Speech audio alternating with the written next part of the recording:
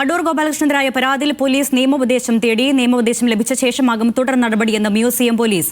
പരാതിയിൽ SC/ST commission Thiruvananthapuram city police കമ്മീഷണറോട് report തേടിയിരുന്നു. വിവരങ്ങൾ നൽകാൻ അഞ്ജു ജയപ്രകാശുണ്ട്. അഞ്ജു, ഈ അടൂരിന്റെ പരാമർശത്തിനെതിരെ പോലീസിലും SC/ST കമ്മീഷനും ഇതിനോടകം തന്നെ പരാതി എത്തിയിട്ടുണ്ട്. അതിൽ നിയമോപദേശം തേടിയിരിക്കുന്നു പോലീസ്. വിവരങ്ങൾ എങ്ങനെയാണ്?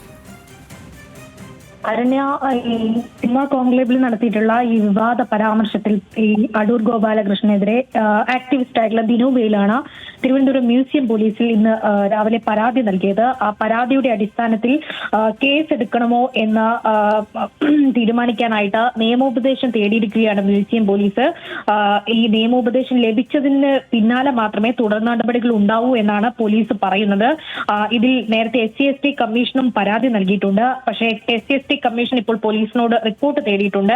അതിന് ഒരാഴ്ചക്കകം മറുപടി ലഭിക്കണമെന്നാണ് റിപ്പോർട്ടിൽ സൂചിപ്പിക്കുന്നത്. എന്തായാലും അടൂരിന്റെ പ്രസ്താവന അത് പിന്നോക്ക വിഭാഗക്കാരെ അപമാനിക്കുന്നതാണെന്ന് ചൂണ്ടിക്കാട്ടിയായിരുന്നു ദിനു മ്യൂസിയം പോലീസിൽ പരാതി നൽകിയിട്ടുള്ളത്.